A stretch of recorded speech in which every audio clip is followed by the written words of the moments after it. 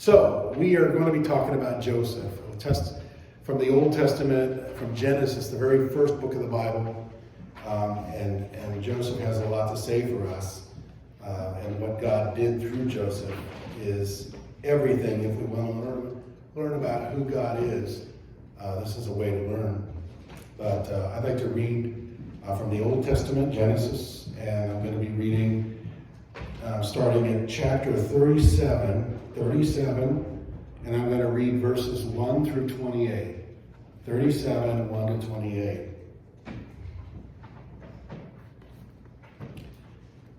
So Jacob settled again in the land of Canaan, where his father had lived as a foreigner. This is the account of Jacob and his family. When Joseph was 17 years old, he often tended his father's flocks. He worked for his half-brothers, the sons of his father's wives, Bilhah and Zilpah. But Joseph reported to his father some of the bad things his brothers were doing. Jacob loved Joseph more than any of his other children because Joseph had been born to him in his old age. So one day, Jacob had a special gift made for Joseph, a beautiful robe. But his brothers hated Joseph because their father loved him more than the rest of them. They couldn't say a kind word of it to him. One night, Joseph had a dream, and when he told his brothers about it, they hated him even more. "Listen to this dream," Joseph said. "We were out in the field tying up bundles of grain. Suddenly my bundle stood up, and your bundles all gathered around and bowed low before mine." His brothers responded, "So, you think you will be our king, do you? Do you actually think you will reign over us?" And they hated him all the more because of his dreams and the way he talked about them. Soon Joseph had another dream, and again he told his brothers about it. "Listen, I have had another dream," he said. "The sun, moon, and 11 stars bowed low before me."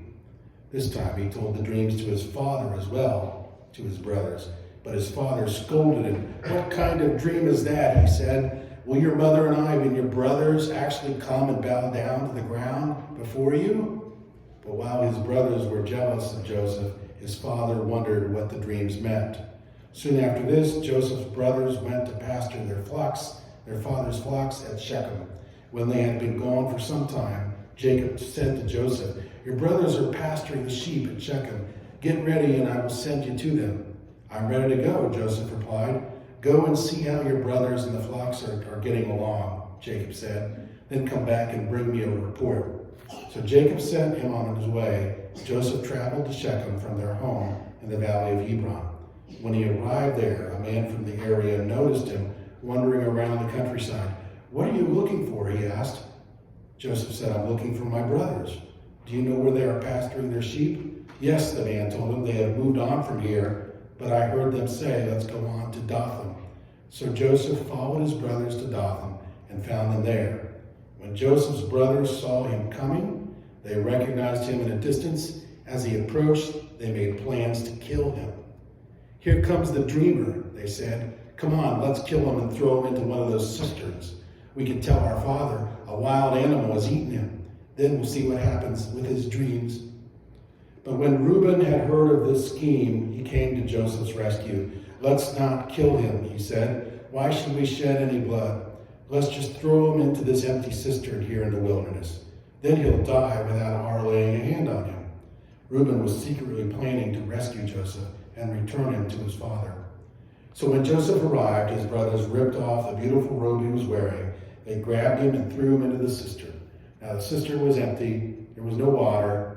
Then, just as they were sitting down to eat, they looked up and saw a caravan of camels in the distance coming toward them.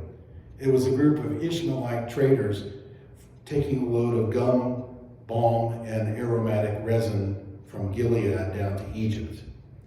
Judah said to his brothers, "What will we gain by killing our brother? We'd have to cover up the crime. Instead of hurting him, let's sell him to those Ishmaelite traders. After all, he is our brother, our own flesh and blood." And his brothers agreed. So when the Ishmaelites, who were Midianite traders, came by, Joseph's brothers pulled him out of the cistern, sold him to them for 20 pieces of silver. and the traders took him to Egypt. May God add his blessing to the reading of his holy word.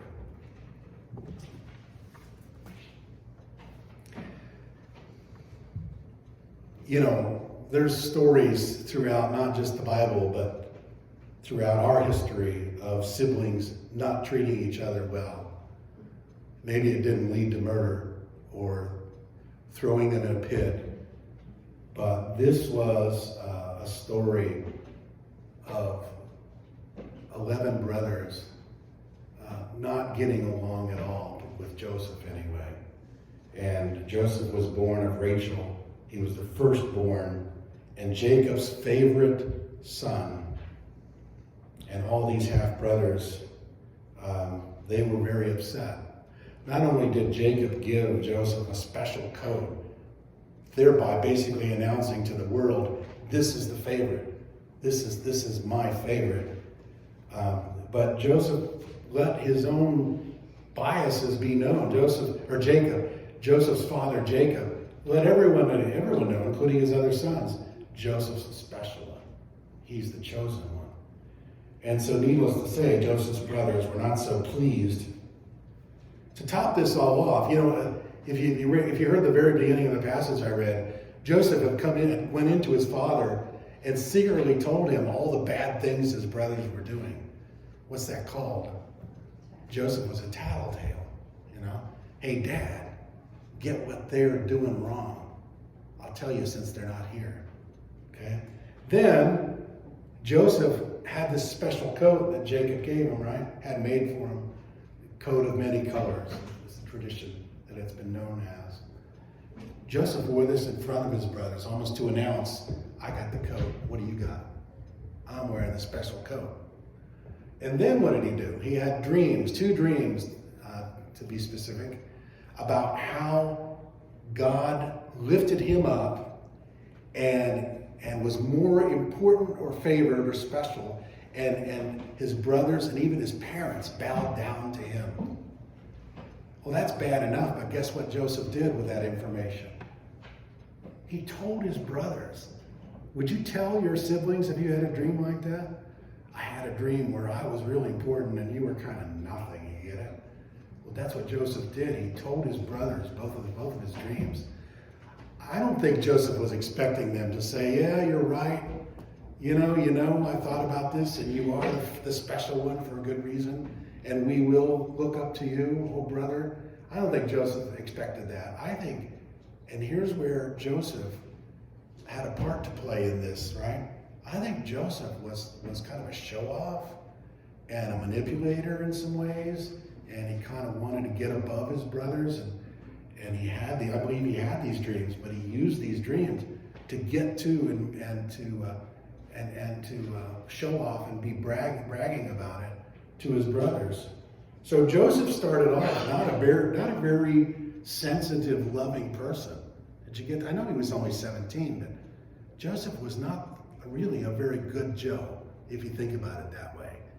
And so he ended up telling his brothers these dreams, and then they made a plot to kill him. And one thing led to another, and before you know it, Joseph's perfect little world, the special one, was falling apart. A lot of things happened from that point that he was taken to slavery. Now, for one thing, there he is with his special coat. It gets torn up by his brothers. They throw him in a ditch, right? Imagine how he felt. You know, I'm the special one. You can't do this to me. Wait, and then he's in the ditch. Imagine that. And then to top it all off, his brothers are thinking about killing him. And 2 of his brothers act so that he doesn't get killed to protect him.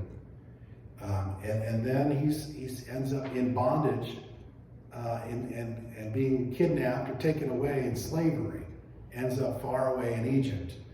So that was just the start of Joseph's ordeal, right?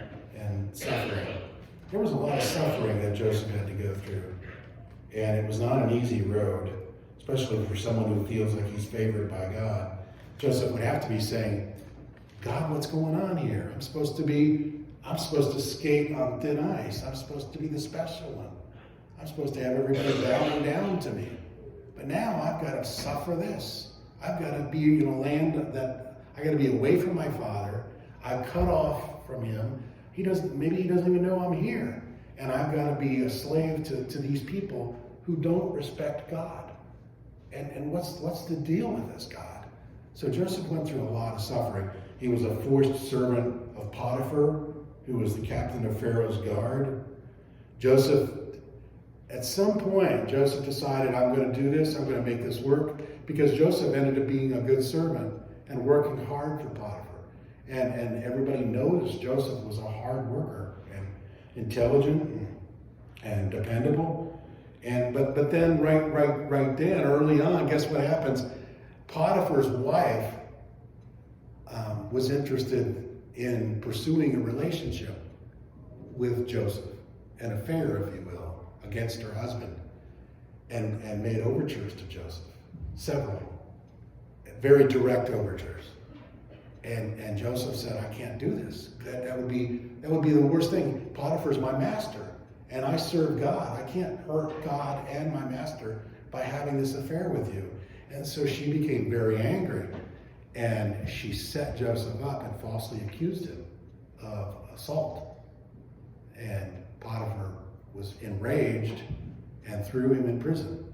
So Joseph was thrown in prison, and then guess what? In the middle of his suffering, Joseph learned compassion. And you know why I say that? Because it says there were two servants of Potiphar that were also in prison. And they were in prison it doesn't say exactly why, but they had dreams that were very disturbing to them. And so they're walking around. Anybody in prison, you'd expect to have a sad face. But these two servants of Potiphar and Joseph, Joseph notices that they're walking around really downcast. So these dreams were bothering them. They didn't know what to make of them. Guess what Joseph did? Joseph said to them, you look sad. Why are you so downcast? So here we have a different Joseph. A Joseph that's somewhere between when he was 17 and bragging and taking advantage and getting up on his brothers. Now we have a Joseph who notices the suffering of other people and tries to help and says to them, why are you so downcast? What's going on? So they told Joseph their dreams, these two other prisoners. And Joseph interpreted their dreams. And so when they got out of prison, they told the Pharaoh, who had bad dreams and didn't know what to make of it. They told Pharaoh, we met someone who can interpret dreams. You see how God's working in all this?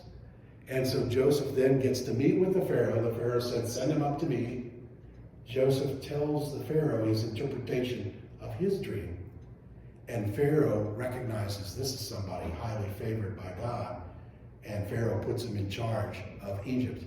He worked it doesn't say how many years have passed, but he went from a suffering, dejected, rejected nobody to being a head put in charge of the people of Egypt. And see, God can do that with anyone. And God did it with Joseph. So the long story is here, Joseph went on to predict to Pharaoh, who now he was working for. He said, Pharaoh, Egypt is going to have 7 great years of crops. And you're going to have everything you want, all the food you could ask for. But then there's going to come 7 years after that where severe famine wipes out everything. And there'll be no food unless we start now to prepare and hold food back and save food. And so by this time, Pharaoh respected Joseph. And all this food was held back. And Joseph saved the people of Egypt through this prediction, this prophecy. And they made it through the famine, the 7 years of famine. Nobody starved in Egypt because of Joseph. And even, here's where God works in really wild, wacky ways. Joseph's own family was starving and came to Egypt to seek pity, basically, and to seek food. not knowing that their brother Joseph was still alive and was now an official of Egypt. This is something you can't make up. God can work in such amazing ways. So they were saved. Joseph saved his own family by granting them to stay there and to give them food. And he welcomed them back. There was a great reunion, and he welcomed his family, his brothers, through his forgiveness of them. He welcomed them back and to stay in Egypt, and they were saved, including his father. And this is a really big deal, and I'll talk about that coming up. All right, so that's the story of Joseph. Joseph, the great one, who through his pride and arrogance and insensitivity gets rejected by his brothers and has to go through tremendous suffering, imprisonment, false accusation, poverty. And because God is with him and he follows God, he gets lifted up because he's recognized as being a great leader and a great, intelligent, wise person. That's the story of Joseph. And through Joseph, people were saved, including his own family. What can we learn from the story of Joseph? Some of these I've already kind of alluded to. What can we learn as God's followers from the story of Joseph? Number one, Joseph was made compassionate by his suffering. He was made compassionate. Remember, it took him being almost killed, thrown in a ditch, sold as a slave, falsely accused, imprisoned, before Joseph was the kind of person that said to two basic strangers, that said to them, "Something seems wrong with you. Can I help?" And your suffering, if you let it, can make you a more humble, caring, compassionate person.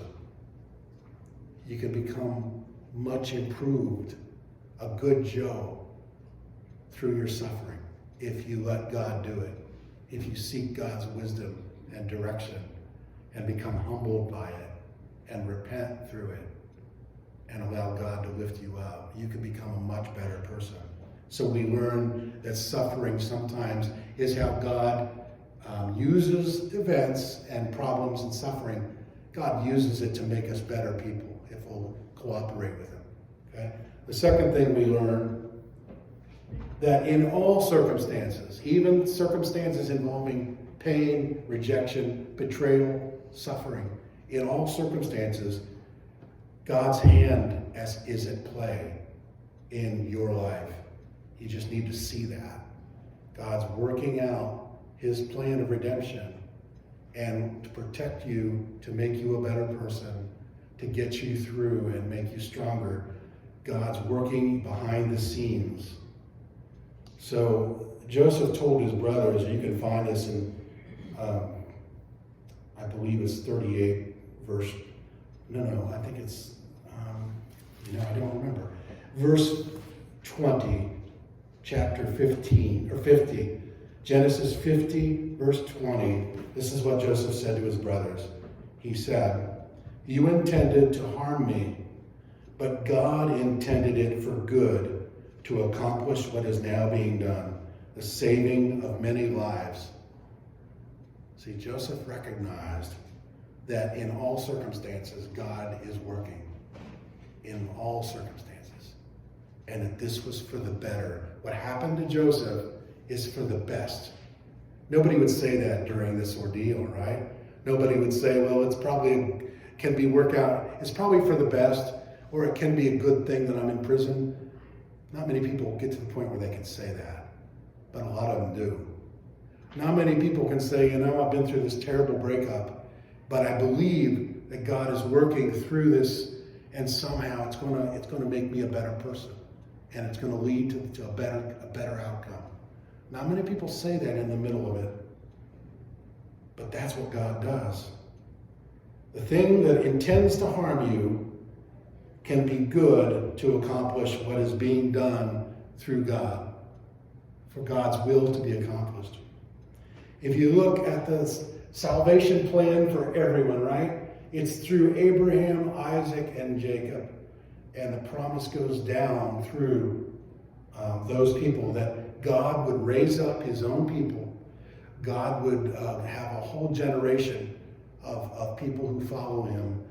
And that is the exact genealogy that God used to bring Jesus to life as a human, through the family of Adam, and then on down to Abraham, and down to Isaac, and down to Jacob, who was the father of Joseph. And that played out all the way. And Judah was the half-brother of Joseph. Through the line of Judah came Jesus Christ. You can read about this in the first chapter of Matthew, the lineage of Jesus, and lists Joseph's brother Judah in that succession. So, what I'm trying to say here is, if God had not used Joseph's predicament to save his family, they would have starved to death. There would have been no Judah, and Jesus Christ would not have come down through the line of David, including Judah, Joseph's brother. God saves always redeems and saves a remnant. Though he punishes some, he always provides a way for his followers to be lifted up and to go on. God provides, and he did so with Joseph. Joseph saved his family, and the lineage of Christ was preserved, and Christ came and saved us and offers salvation to everybody. That's God's plan, and the big picture is God is at work in everything, even the bad things. So that's the second thing we learn. Do not despair. God is working in the background. He sees the bigger picture, and God allows everything to come to fruition so that his plan is accomplished. The third thing we learn is that we need to see wherever you are at, whatever circumstances have befallen you, whatever low place you're in, you need to thrive where you are. You need to grow where you are planted. You need to do your best for God and serve him in all circumstances. God will use you to accomplish great things, even if you're not the mayor, the governor, the president, popular, rich. God will use you wherever you are. And you have unique skills and gifts that only can be done by you. So in certain situations, because of the suffering you've had and where you're at, God can use you to reach people that nobody else will reach. Just because of your personality, your history, your unique understanding, and the circumstances you've been through, you're at a place where you can make a difference to those people. So never forget, in your worst situations, in your worst periods of life, God can use you uniquely to reach other people where nobody else will be able to reach them. Former prostitutes, former drug addicts, former murderers can reach people that nobody else can reach quite that way. You see how this works? Former big shots that are no longer big shots can reach people because of what they've been through, because of the suffering, because of the downfall that they've had. They can understand and reach people who are in the same situation. So we need to learn that God can use you no matter what you're going through, what position you're in, and what you feel like has been lost. And then finally, and the video talked about this, we learned from Joseph that we are called to forgive each other. We're called to forgive. And it's easier to forgive if you know that, God forgave me, and God somehow allowed my giant mess to lead to some good, even if it's just me getting better. But I know it's not just me getting better, because me getting better means that I'm going to make other people get better too. I'm going to give them the compassion because of my suffering and humility. So we forgive because of what God did for us, right? It's not because we're great people. We forgive because it just makes sense. It's just the right thing to do. And it becomes the easier thing to do if you understand what God has done for you. And so we are people who learn, and this story helps us to learn to forgive, to let go of how we've been hurt, knowing that God is using all that to weave something great. And it's going to be, I don't want to say worth it, because it'll never seem worth it, but it'll make things so much better, and someday we'll understand. It might be in heaven, but someday we'll understand why we had to go through the things that we had to go through, and what God did because of it, and in spite of it. And so, your enemy, the Bible says, is not flesh and blood, right? It's not other people. Yes, other people do bad things, and they get in your way, and they block you, and they hurt you. But your enemy is not those people. It's the spiritual forces that can turn that into a terrible, even worse thing, and can make you an evil person because of it. That's your enemy. Those things that want to pile on the hurt that was done and make you bitter and hateful, that's your enemy, not that person that hurt you, because oftentimes we hurt without realizing we hurt. And even if we know we hurt, God understands that we're hurt people, all of us. We're all hurt people who tend to hurt others. So we have to look higher than just those people. We have to see the horizon beyond those people who hurt us and recognize that we are called to be forgivers, Christ-like people who bring good from even the worst. And so we learn to forgive. So may the story of Joseph inspire you in some way, how you're going to deal with other people, how you're going to deal with setbacks, how you're going to deal with dreams being crushed, and now starting new ones that are God-inspired instead of just what we want. So let us spend a couple moments in prayer, contemplate what God wants from us. Let's be in prayer at this time.